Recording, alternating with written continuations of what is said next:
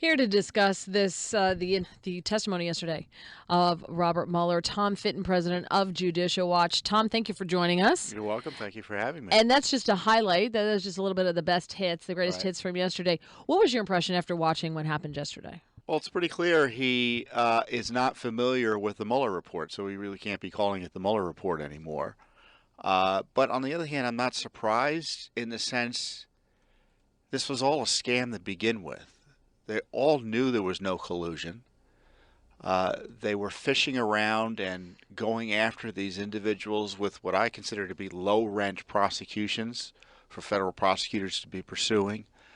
And the Mueller report itself was 450 pages of them talking about trying to get around some truths they didn't want to have to admit as directly as President Trump I think fairly demanded that they admit there was no collusion and no obstruction. So therefore his testimony about this scam comes off poorly. And of course, you know, there are now questions about the basic competency of Mr. Mueller and how it is the Justice Department allowed someone evidently really not interested in doing his work, whether on purpose or because of physical limitations, to run this sensitive investigation. We hired Mueller, you know, and it all depended on Mueller, his probity, his ethics, his reputation. And it turns out he was an absentee landlord when it came to his own investigation. It's pretty clear based on his own testimony. But the bare minimum that someone would have to do in a supervisory role is to hire a competent team. And yesterday it was exposed in glaring detail that he never even considered the political contributions and activities of the people he hired by his own admission. Now, that you could say maybe he's just straight up lying. He hired a bunch of Democrats because he didn't do the hiring.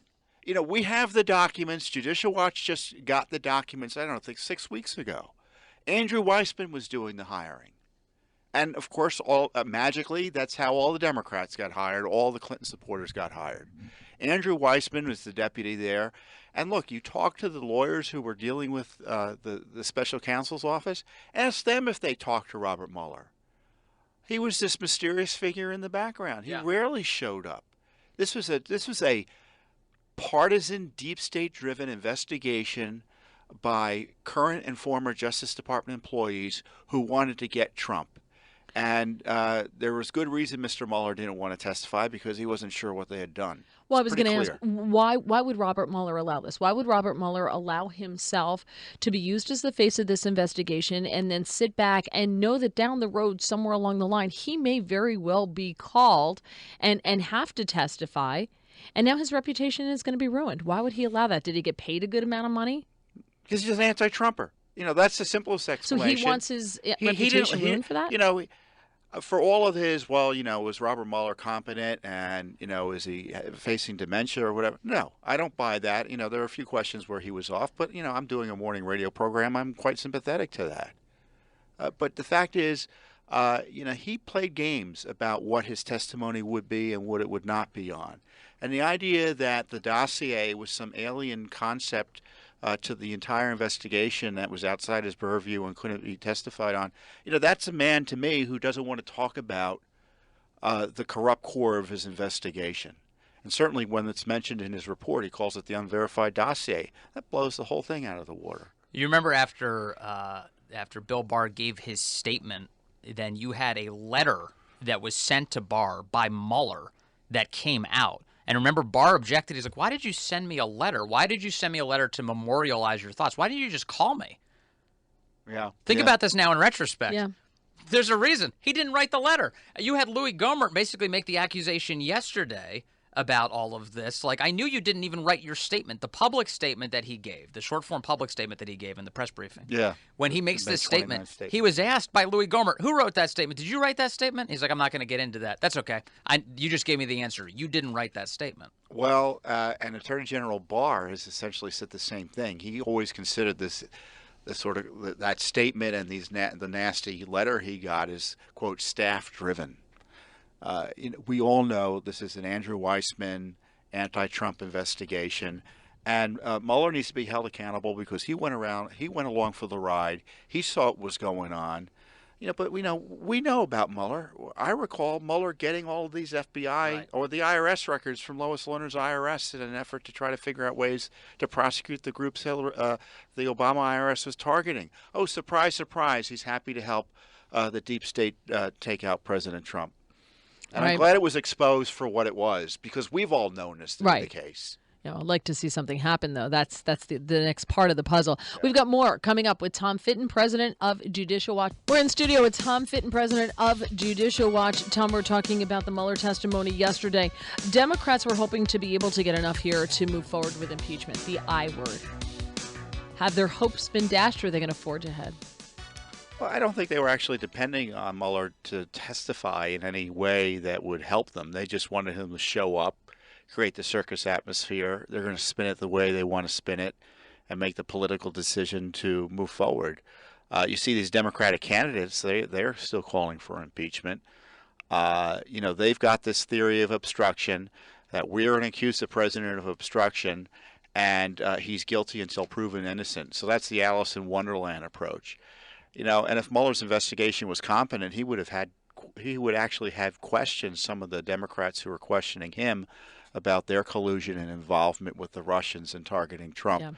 Yeah. But the corruption of the Mueller investigation was highlighted by his admission or his refusal to discuss the fact he didn't investigate Russia's collaboration with Hillary Clinton and the FBI to target President Trump. I mean, look, in summary here, the reality is the special counsel exists. The whole reason we would have a special counsel at all is to instill confidence in the American public that justice was done. It's meant to carve out something special to make sure people know that we have confidence in the justice system. And instead, what we got, and it culminated in yesterday's hearing, is less confidence in our system. It diminished confidence in our system. I don't know how anybody who claims to have the dignity that Mueller has, or that has been conveyed on him by the public, can think that was good yesterday for confidence in our justice system.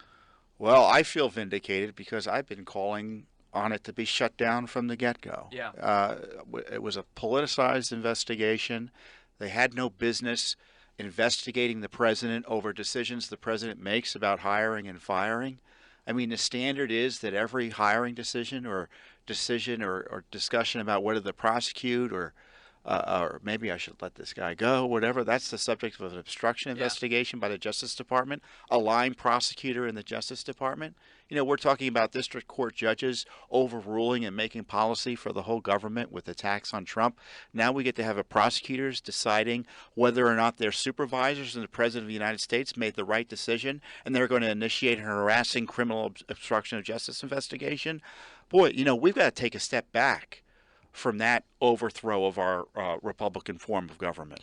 Tom, in the time that we have left here, a couple of minutes, Judicial Watch filed an ethics complaint against Ilhan Omar earlier this week for the accusations that she married her brother to commit immigration fraud. What's going on? What can you tell us? There's substantial evidence she did marry her brother. There's even more substantial evidence she committed marriage fraud. There's a little doubt that she was filing tax returns using someone else as a spouse when she was married to. But wasn't she married to the second guy at the same time she was married to her brother? Isn't that evidently? And so there's attendant potential immigration fraud, tax fraud, student loan fraud, all sorts of things that deserve, I think, a criminal investigation. And the House Ethics Committee needs to get on the ball. Powerline Blog, the conservative publication, has done thorough investigations of this. But now our hometown newspaper, some left-wing rag, has essentially stolen all of Powerline's work and reconfirmed through their own independent reporting that there's something here, and she's playing games in terms of not with replying to the evidence out there that she did something wrong. Yeah. What do you think? It'll be investigated very quickly? Do you think it'll go anywhere? I think there's going to be an investigation. The House Ethics Committee is split 3-3, Republicans and Democrats, so it's hard to get anything moving if things are too sensitive. But the Justice Department has independent authority. Look, this is a real serious issue. We can't even be sure it's her own name that she's using right now. Wow. That may not be her actual name. This may be an alias name that she's kind of stuck with because her family came in under another alternative name, which goes to how it is she married a man with a different last name who's her brother? Well, because the brother's last name is actually her original family name. Wow, interesting. Incredible. It is. It And is this isn't incredible. about her socialism. It's about whether she's following the law. Yeah. Well, thank you for all the good work that you do, Tom Fitton from Judicial Watch. Thank you.